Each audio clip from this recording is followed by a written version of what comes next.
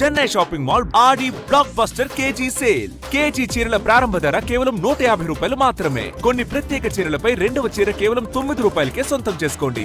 కాకి దుస్తులు చూడగానే చేతిలో లాఠీ, కఠినమైన మాటలు గుర్తుకొస్తాయి. కానీ ఆ పోలీస్ అధికారి మాత్రం మంచి పాటతో ప్రజల మనసుల్లో మార్పు తీసుకురావచ్చని నిరూపిస్తున్నారు. కరోనా మొదలు షీ టీమ్స్, మహిళల భద్రత, తండ్రి బిడ్డ అనుబంధం, పర్యావరణ పరిరక్షణ వరకు సమాజానికి అవసరమైన ప్రతి అంశాన్ని పాటల ద్వారా జనాల్లోకి తీసుకెళ్తున్నారు. వృత్తి పట్ల అంకిత భావం, కళ పట్ల అభిరుచితో అందరినీ చైతన్యపరుస్తున్న హైదరాబాద్లోని రాంగోపాల్పేట ఇన్స్పెక్టర్ సురేష్ పై కథనం. ఒకవైపు విధి నిర్వహణలో నిబద్ధత చాటుకుంటూనే మరోవైపు తన గానంతో ప్రజల్లో చైతన్యం నింపుతున్నారు 2007 బ్యాచ్కు చెందిన సురేష్ కుమార్. చదువుకునే రోజుల నుంచే పాటలంటే ఎనలేని ఇష్టం.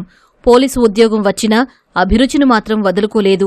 ఏదైనా విషయాన్ని చెప్పడం కంటే పాట రూపంలో వివరిస్తే ప్రతి ఒక్కరూ వింటారని సురేష్ బలంగా నమ్ముతారు.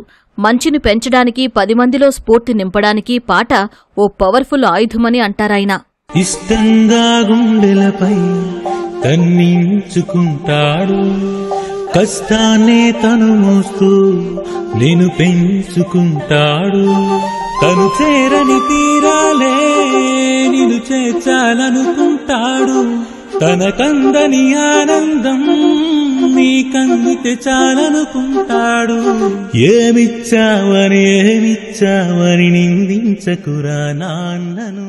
నల్గొండలో ఎస్ఐగా పనిచేస్తున్న రోజుల్లో కరోనా జాగ్రత్తల్లో భాగంగా ప్రజలు ఇళ్లల్లోనే ఉండేలా చైతన్యపరిచేందుకు సురేష్ పాటతో స్ఫూర్తి నింపారు. లాఠీతో భయపెట్టే బదులు పాటతో అప్రమత్తపరచాలనుకున్నారు. అందుకోసం ఆయన పాడిన తొలిపాట స్థానికులను ఎంతగానో ఆలోచింపజేసింది. అప్పటి నల్గొండ ఎస్పీ రంగనాథ్ సహకారంతో ఆ పాటను సోషల్ మీడియాలో విడుదల చేయగా దానికి విశేష స్పందన లభించింది. దిగులు పడకమ్మా, దిగులు పడకమ్మా, అమ్మ గర్భంలో నుంచే అండగుంటామే నీకు. నువ్వేలేనే లేకుంటే జన్మే లేదమ్మా మాకు. దిగులు పడకమ్మా, దిగులు పడకమ్మా. కరోనా సమయంలో బాగా పబ్లిక్ అసలు బయటికి రాలేని పరిస్థితి, వచ్చి కూడా వాళ్ళు తిరగలేని పరిస్థితి. ఆ పరిస్థితుల్ని ఒకవేళ బయటకు వస్తే ఎలా ఉంటుంది అని చెప్పడానికి కరోనా మీద ఓ పాట చేయడం జరిగింది. దానికి ఉండలేవాను ఉండలేవా, ఉన్న ఊరిలోనే కాస్త ఉండలేవా అని ఆయన ఇంట్లోంచి బయటికి రావద్దు అని చెప్పడానికి అది మేము ఉపయోగించుకోగలిగాం.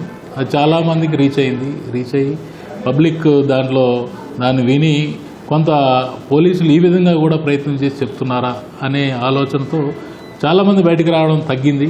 అంటే నల్గొండ జిల్లాలో మేము రోడ్డు మీద ఉండి పనిచేస్తూ వాళ్ళని కొట్టడం తిట్టడం కాకుండా పాట రూపంలో మేము వాళ్ళని ఏ విధంగా కంట్రోల్ చేయొచ్చు అనేది అప్పుడు మా ఎస్పీగా మన ఇప్పుడు హైడ్రా కమిషనర్ రంగనాథ్ గారు ఉన్నారు. ఆ సారు మాకు చాలా కోఆపరేట్ చేస్తూ ఈ పాటని ఆయన రిలీజ్ చేసి ఆయన రిలీజ్ చేయడంతో ఇంకా పబ్లిక్ చేరువ దగ్గర అయింది. అది తొలి ప్రయత్నానికి మంచి స్పందనతో సురేష్ తన పాటల ప్రయాణాన్ని మరింత ముందుకు తీసుకెళ్లారు. పర్యావరణ పరిరక్షణ, అడవుల ప్రాముఖ్యం వివరిస్తూ ప్రత్యేక గీతాలు రూపొందించారు. ముఖ్యంగా భ్రూణ హత్యలను నివారించే ఉద్దేశంతో పాడిన పాట ఎంతో మంది హృదయాలను కదిలించిందన్నారు. ప్రస్తుతం సమాజాన్ని పీడిస్తున్న సైబర్ నేరాల మీద మరో పాటతో అప్రమత్తం చేసేందుకు సన్నద్ధమయ్యానని సురేష్ అంటున్నారు. కొడుకుల మధ్య అనుబంధం మీద ఓ పాట ఉంటే పాడడం జరిగింది. అలా ఒక అబ్బాయి వచ్చాడు మా దగ్గరికి. సార్, నేను అంతకుముందు ఈ పాట వినకముందు మా నాన్న అంటే మాకు పెద్దగా గౌరవం లేదు. ఈ పాట విన్నాక మేము కళ్ళంట నీళ్లు పెట్టుకొని నేను ఎంత తప్పు చేస్తున్నానా అని వచ్చి నా కాళ్ళు మొక్కిపోయాడండి. ఇంతకంటే మార్పు మనం ఎక్కడ కోరుకుంటాం చెప్పండి.